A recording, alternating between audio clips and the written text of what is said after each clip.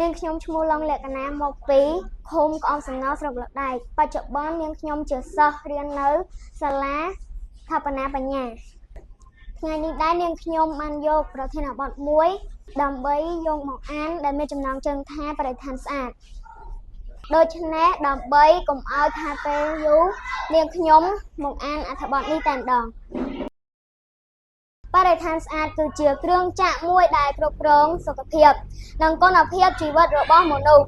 ការថែរក្សាបរិស្ថានឲ្យស្អាតមិនត្រឹមតែជាការពារប្រឆាំងនឹងបំពុលប៉ុណ្ណោះទេប៉ុន្តែជាការបង្កើតជីវិតរស់នៅដែលមាន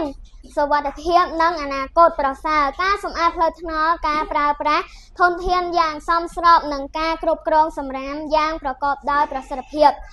ជាឧទាហរណ៍នៃការចូលរួមរបស់សង្គមក្នុងការអភិរក្សធម្មជាតិអ្នករាល់គ្នាអាចចូលរួមដោយការស្វែងយល់និងអនុវត្តនៅអនុសាសន៍ល្អៗដើម្បីបង្កើតបរិស្ថានស្អាតដែលនាំឲ្យមានសុខភាពល្អនិងជីវិតមានសុវត្ថិភាពសម្រាប់ជំនាន់បន្ទាប់សូមអរគុណ